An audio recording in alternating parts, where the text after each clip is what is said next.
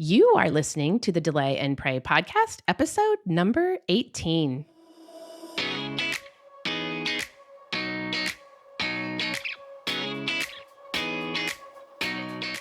Welcome to the Delay and Pray podcast, where certified Catholic and weight loss coach Beth Bubick teaches you how to permanently lose weight through spiritual fasting. Get ready to gain faith and lose weight through a joyful transformation of both body and soul. Now, your host, Beth, the Catholic fasting coach.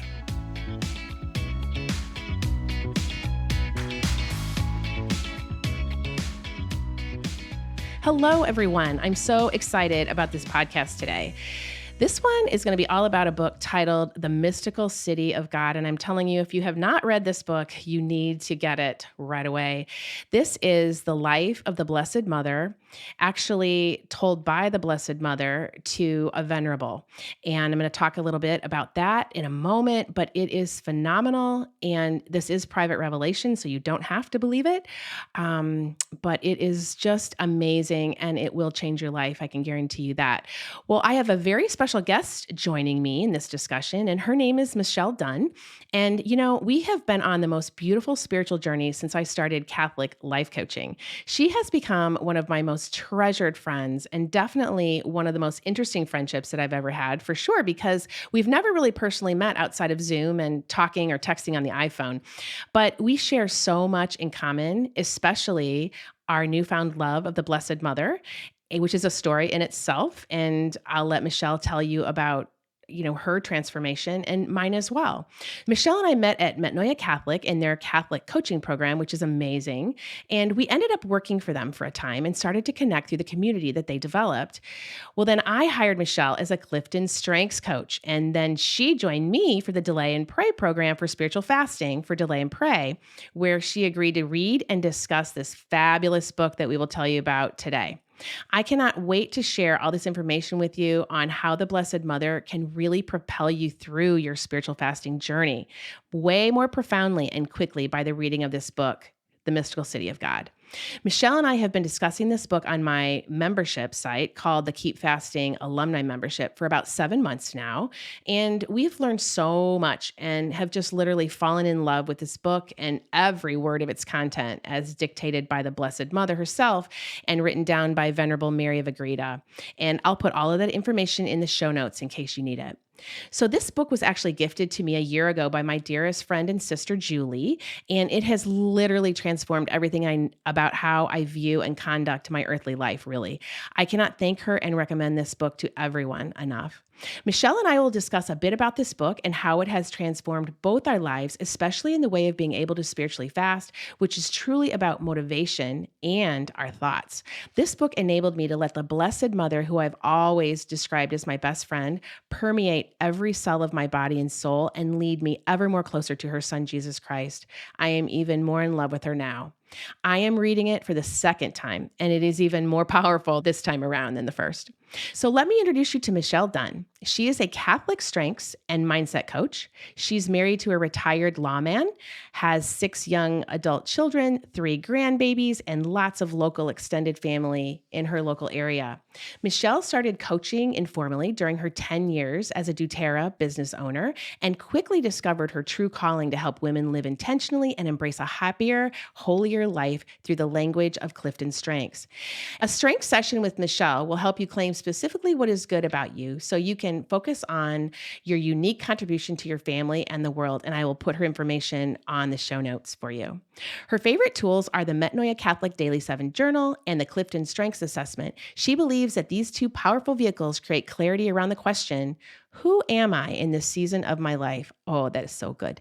She helps women give themselves permission to fully step into who they were created to be without feeling boxed in. When she isn't coaching, Michelle is a book lover, a word nerd, a water skier, a wake surfer, and a dance in the kitchen kind of cook. See, don't you love her already? She also likes tea parties, family dinners at home, and theater performances. So now let me introduce to you Michelle Dunne. She's amazing, and you're going to love her just as much as me. Hi, Michelle. How are you? Hey, Beth. Oh my gosh. Well, Michelle, first of all, I want to thank you for your brilliance and attention to details in our study of the mystical city of God. It has been one of the most profound experiences I know of my life. I mean, I read it by myself last year, but there's nothing like reading it in a community and sharing with a friend. Mm. Yeah, I'll tell you, when you say profound, I think surprising.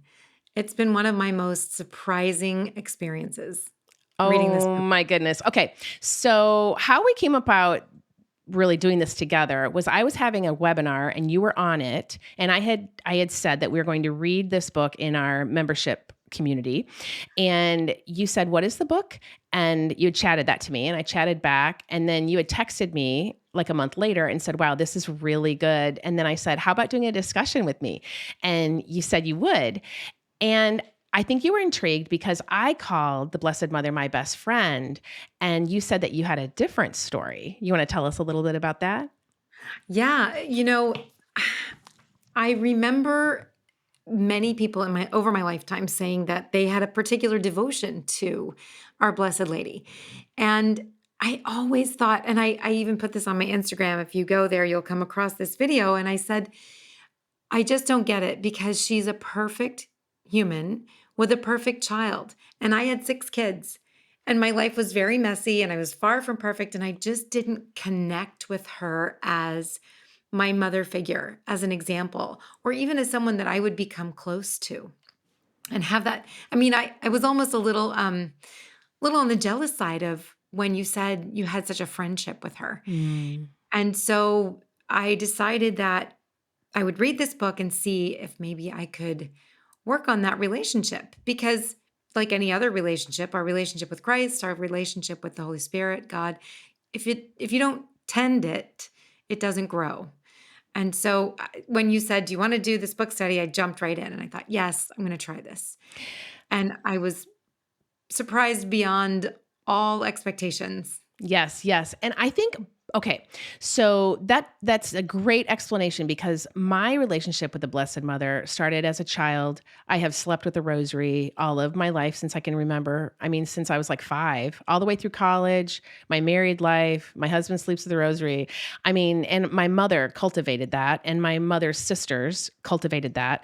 And so I've always known of apparitions. I've always known about the Blessed Mother, and I have always been close to her as just a beautiful figure who is a guide and provides graces. But what I didn't know until this beautiful book was really her emotions. Her Mm. emotions and her marriage to Saint Joseph. I mean, her birth, her the angels that accompanied her. I mean, just her life, her beautiful life, the choices that she had to make. Just like you were saying, I'm not sure I was as connected to her humanness as I Mm. was to her, completely without sinness, if that makes sense. Like Yeah. I did put her on a pedestal, which she should be. I mean, she should be. She wouldn't want that because she's so humble. But I thought she was so reverent and so beautiful and always there for me that I cultivated this relationship. But now we're even more close because of her humanness that I saw through this book. Yeah. So, oh my gosh, there's so much to say, right? So, her humanity and her ability to understand her role in the salvation of humanity, that I think that's what really got me. I remember you describing her as fierce. And in the beginning of the book, even I kept looking for it and trying to figure out, okay, when does Mary show up as fierce? And in the second half of the book right now, I'm really seeing it in action. But even before that, her humility, we just talked about this too. Her humility is incredibly fierce because it takes the courage and the perseverance. She stands up to demons. And that alone is such an example because we have to stand up to the demons in our everyday life. It's this everyday application that really kind of got my attention in her lifetime. Yes. And I think this everyday application and her ability and humility to always go to God for permission to do whatever she was doing, even to go to Saint Joseph for permission. Talk about knowing her role. She was Yeah. fierce, but she was fierce through Jesus and through God and through the Trinity. That's where her fierceness came from. I called her fierce, not even knowing that, just knowing that I know she crushes the head of the serpent. I know Yeah. she tells demons where to go. I know she's the queen of heaven and earth. I know she's the queen of the angels. I mean, I knew all this intellectually, but I didn't know her as much as through this book, as just this, oh my gosh, this humble, beautiful soul who was created just for this purpose. And the Lord was constantly asking, will you do this? Will you do this? And she was constantly saying, yes, yes, yes. She was constantly receiving him. And that's what I found profound. And the words immediately show up over and over again. She was unquestioning, unflinching, completely trusting because she knows and knew in this book who God is and that she is his. And I Mm. think for myself, for my own understanding, I mean, I can feel that in my chest right now. It's increased my prayer life. It's improved my understanding of who I am in and for Jesus Christ in that personal relationship, and that love is a person. Love is a person, and he was this little baby, and some of the things are kind of funny, right? In the mystical city of God, we understand that Jesus begins to speak to Joseph in full sentences and comprehensible, dialogue at the age of 1. And that's kind of funny, and we kind of joke about that, but also we get to see him in his divinity in the form of this child who goes through stages in life. And Mary goes through those stages with him. And so I think that's true. When you say her humanity really comes alive in this book, and we just become so connected to her as a human, Mm. as this beautiful, obedient, lovely woman. And we just talked about the word woman too, and how powerful that is, and how important that is right now in 2023 in the Catholic Church to understand the power of this humble and very quiet woman too. She retreated to her rooms to pray and prostrate herself, and she kept everything in her heart. And I never understood that until we read this book. Never, Mm. because I have a tendency to talk a lot. I love that about you. I love that. Yes. And so what's interesting too is that Mary actually was she didn't talk when she was 1, but she had the ability to. The Lord gave her the ability to. She like had all of the faculties, and she was very progressed as a child. She was an honors child. So she had all this, but she didn't show it. The Lord gave her special graces. The Lord furnished her with 10,000 angels upon her birth. So this book is so incredible because it really does talk about the infant life of both Mary, Mother of God, and Jesus. It brings Joseph in, that is just so amazing. I had no idea that Mary and Joseph wanted to be consecrated to the Lord, and that the Lord was like, "Yes, I will grant you that." And yet they were married. And so that is why, the Virgin Mary was still virgin. And it is just so beautiful how it all comes together. It's like without this book, I had all these bits and pieces that I just believed. I'm obedient. I'm good. I'm a good Catholic. Sure. But man, this book really put everything into perspective, Mm. and the absolute power and majesty of the Blessed Mother and of Jesus and the power of God. And it also put Satan in his place too. He's on a short leash, guys, Yes. with God. You need not fear if you have Jesus and the Blessed Mother. You need not fear. So that's another thing I thought that happened. So let's talk about spiritual fasting. And you have been through the Delay and Pray program. You use my journal. You receive coaching. Tell me what you've learned about spiritual fasting and how the book helps you. Oh my goodness. Well, the book reinforces everything you teach, first of all. I mean, we just read about how Mary is telling Maria of Agreda, don't lose sight of the sacraments. You need to make the best possible use of the sacraments. And you are the one who got me back to, or actually for the first time, to scheduling adoration. So I used to go to adoration just before confession. We have that before confession on Wednesday nights, and we've got a beautiful choir and all of that. But I had never signed up for a slot for adoration before. So that's something that was new to me because of your prompting and because of reading this book. And the other thing that I've learned is that my thoughts lead to an overindulgence. And I mean, I've always known, I would always tell you I had a sweet tooth. But that overindulgence comes from a thought in my head. And usually it's when I can't figure something out and I feel a sense of frustration and I take a break and I go eat something sweet. So I had never connected those two things before. And that's a really important connection, just to know, oh, what am I feeling and why? What am I Mm. thinking and why? And connecting those two with diving into a bag of, kettle corn or something and Yeah. going off the protocol. So when you're going to do something challenging, and your mind says, "Hey, this is challenging." What would help is we'll get a little dopamine hit off of Mhm. some kettle corn. We'll do that. How can it hurt? But if you're fasting and you're especially delaying sugar, flour, and alcohol until Sundays, then you have to sit in discomfort, and your thought has to kind of shift over to, wait, I delay sugar, flour, and alcohol till Sundays, and then your body is going to rebel a little bit because it really likes that nice, well-worn neural pathway of comfort of whatever the sweet is. Mhm. And so then that's when you sit in discomfort and you're really aware of your thoughts. And that's really, really beautiful. The one thing we learned, you're a strengths coach and you're also really good at the temperaments. We did learn that Mary and Jesus had absolutely 100% equal temperaments. Mm. And so they had consequent emotions, which means all their emotions were passed through reason.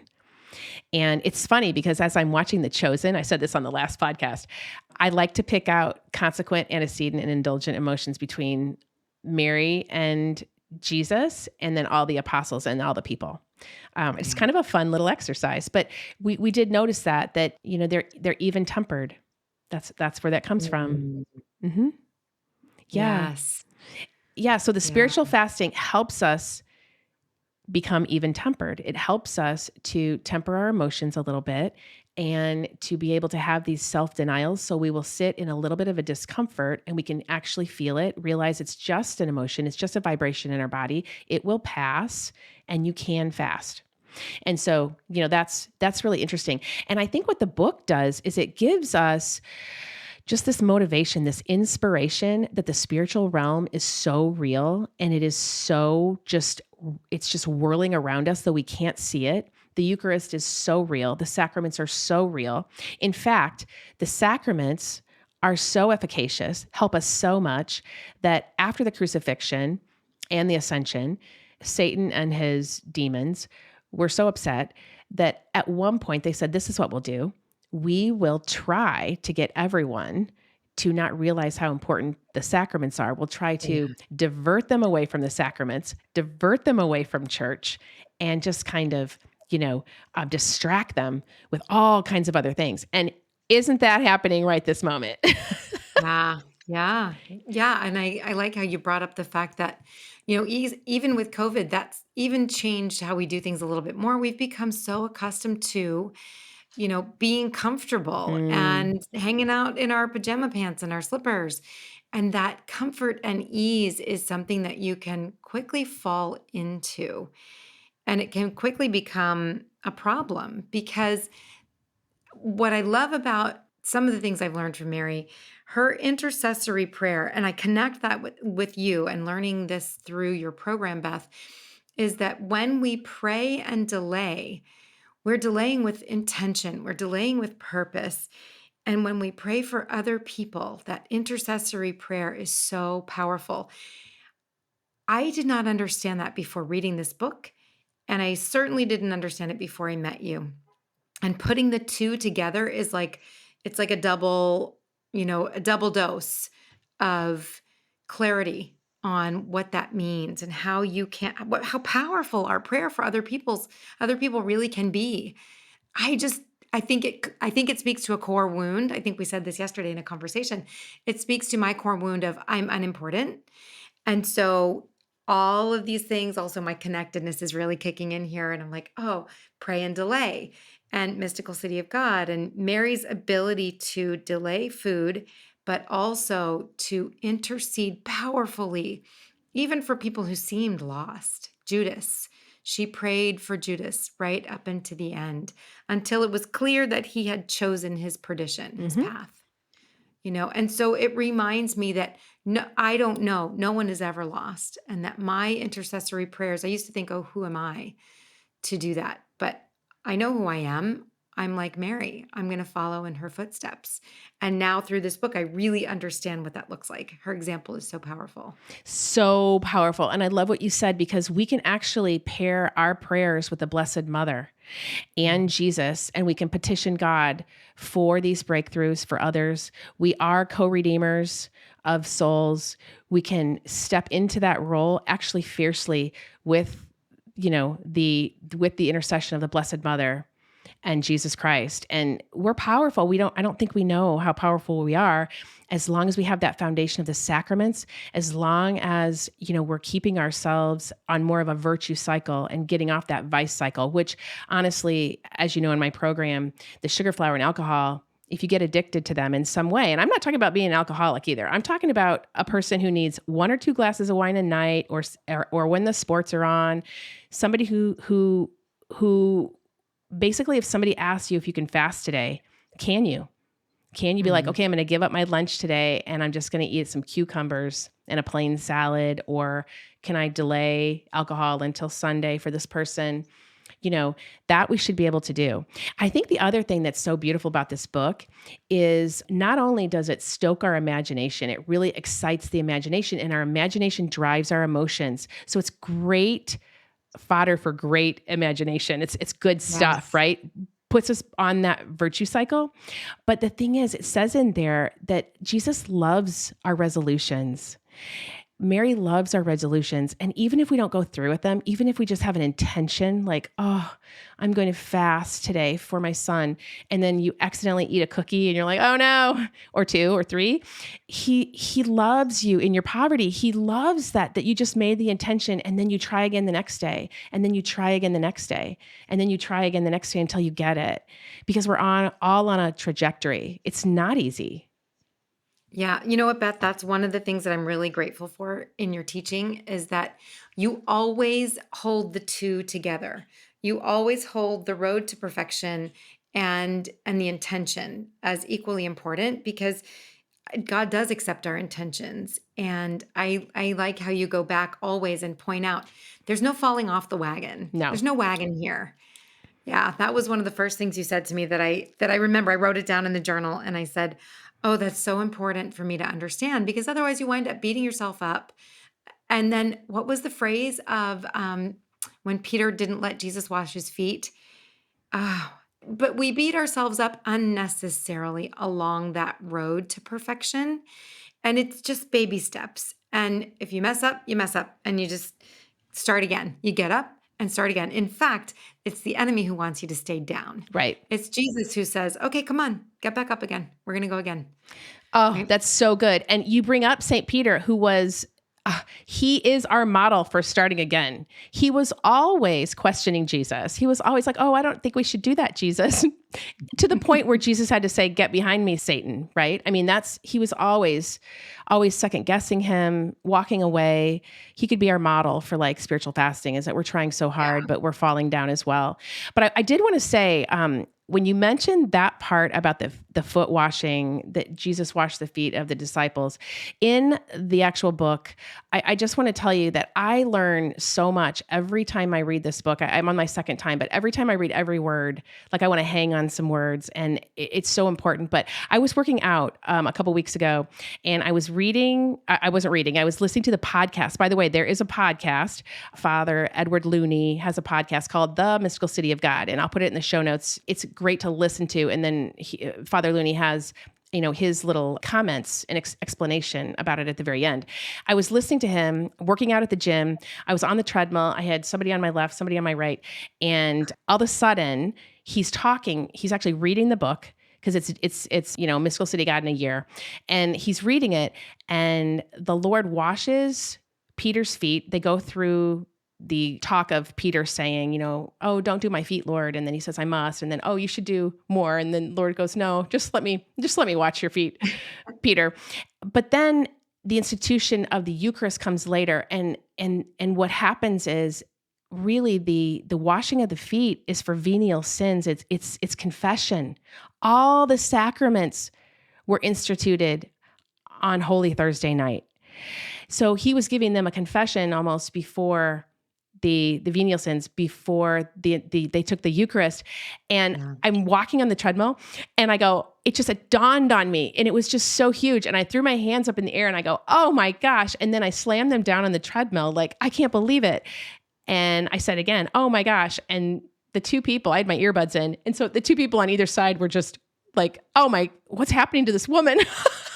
And I kind of said to both of them, I'm good.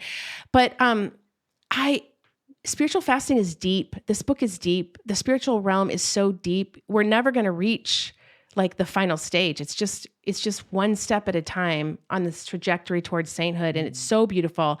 And this book helps me with my imagination, because I know it's worth it. Stepping into the small discomfort that I feel by delaying this food and alcohol is just nothing compared to what Jesus Christ did, and also the Virgin Mary, and what God has in store for us in eternal life. And it just helps me so much.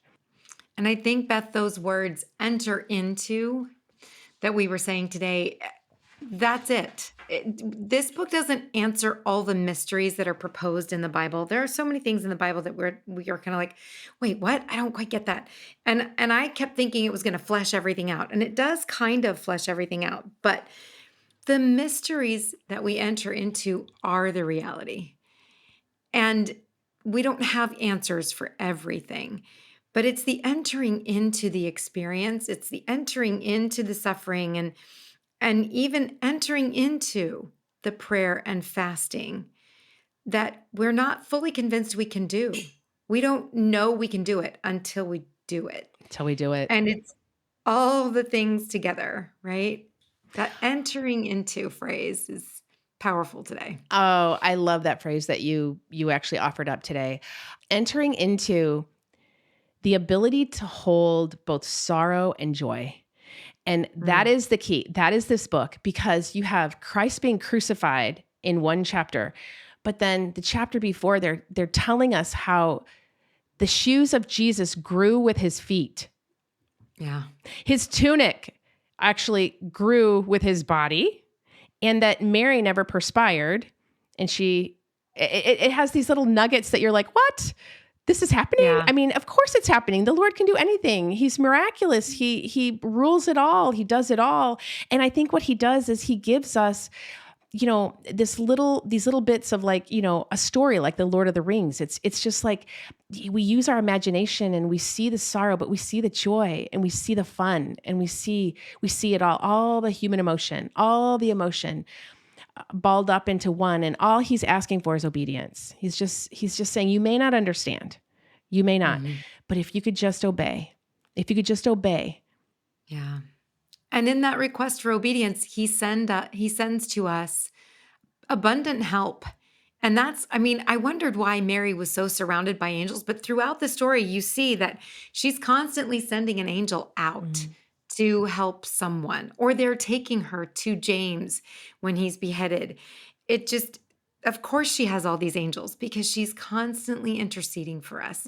She's constantly supporting us in our desire for obedience and in our longing for relationship. So it makes perfect sense that she has thousands of angels at her disposal. And so we have to remember that in that obedience, in that challenge, and entering into this fasting, praying, delaying, reading this book that seems unreadable because it's huge, right? We've got all these supports and helps, and they're always available to us. Always. always available to us, and she is always there for us. And this really makes the Hail Mary prayer, the Our Father, and the Rosary come alive. I've started to say that 3 times a day as well. I've started the Liturgy of the Hours because of this book. It has really just propelled me into the spiritual life and really does help the delay and pray immensely. And I don't know, it's just been a great ride with you, Michelle, with this book. It has been as beautiful for me as for you. And plus just sharing your friendship. I have to tell you all that Michelle and I would be texting each other after like we'd go to church and the gospel would be there like around Christmas. And then I got this text from Michelle. Oh my gosh, that gospel doesn't even touch about what's happening, because in the book, it just describes every single detail, the angels, the infant Jesus talking to Mary right at the birth, the actual birth of the infant Jesus. I mean, and by the way, again, this is private revelation. I'm choosing to believe it because I think it's amazing. And why not believe all of this, every single part of it? But I do want you guys to understand that it has been approved for Catholics to read without danger to their faith and without damage to the purity of morals, and to conclude that it would be most useful for enlivening and augmenting the piety of the faithful, the veneration of the Most Holy Virgin, and the respect for the sacred mysteries. And that's actually off. It's off like the website of that. So, and the nun who wrote it is amazing. And we've both looked her up, Michelle and I, and she's actually credited for the conversion of 10,000 Indians. And she's on her way to sainthood. She's a venerable right now, but it's just beautiful. And I urge everyone to take a look at it and actually use it in their spiritual fasting to just fuel your efforts and your prayer life, and it will work for you. Any parting comments, Michelle? Well, I think it's a credit to your teaching and to the intercession of our great queen. I remember my dad trying to instill a habit of praying the rosary in our family, and it kind of never stuck. And then I tried to do it with my family. I can tell you that since September, Beth, when we started this book, when I started my friendship with you, I have not missed a single day of praying the rosary. And it's not a chore. It is such a gift and such a blessing. Oh, I love that. I love that, Michelle. And I think that's amazing. And you can credit my mom and my aunts, my dad. I can remember my dad on his knees saying the rosary before bed. So yeah, Catholic families, that's what we need right now. And this book will help. And you have done so much with me for strengths as well. So if anybody out there needs a strengths coach, get a hold of Michelle on Instagram. And Michelle, can you tell your handle? What is it? It's Michelle Dunne, and that's with an E. My husband says we paid extra for the E, so it's Michelle Dunne with an E _strengths. Wonderful. That's a mouthful. Yeah. It is, but I'll put that in the show notes. Not a problem at all. Well, Michelle, you are a dear. We will meet someday in person. And this has been so fun. We have 2 months left, but our friendship is everlasting, and we will surely do some other project, because I know what you have waiting in the wings. Nobody else does. So I'll have to have you on. I'm not even sure. Yeah, well, I think you do, but I'll have to have you on again when you have that all figured out. Absolutely. Yes. Yes. Oh, Michelle, it has been so great having you on this podcast and sharing your story of the mystical city of God and what it has done to your life. And it has done so much for mine as well. And just knowing you has just been such a gift. And I just want to thank you for that. And also, when it comes to spiritual fasting and weight loss, the Blessed Mother is there for you. Jesus is there for you. They are there to intercede for us and to help us to do as best as we can and to make it and delay sugar, flour, and alcohol to Sundays. So this is a beautiful thing. And I hope you enjoyed this podcast, everyone. And if you did, please subscribe and even leave a 5-star review if you wouldn't mind, so that others will hear the great message of spiritual fasting. We need to get healthy. We need to lose weight and get back to the sacraments this year. We need to defeat the devil when he's trying to dissuade us from doing the sacraments. We need to get into that church and live our best life. The answer is in the church, my friends. Have a great week. I will talk to you next week, and may God bless you and keep you always. Hey, if you're interested in learning more about spiritual fasting and permanent weight loss, then come join my course, Delay and Pray. It's a 12-week guided course for weight loss through spiritual fasting. And you won't go through it alone either. I will be there to coach you every step of the way. There's 2 options to choose as well: private coaching with me, or join the group coaching program to join an amazing group of like-minded Catholics who have the same goal as you, to lose that weight permanently through spiritual fasting. Both options include the same amazing online course detailing what spiritual fasting is, how to do it, and all the tools you need to get you the results you're longing for. So head over to my website right now, thecatholicfastingcoach.com, and get the details on how to join. And don't forget to follow me on Instagram, Facebook, and LinkedIn as well to always get the latest daily information to keep you fasting, my friends. Can't wait to see you in there. May God bless you and keep you always.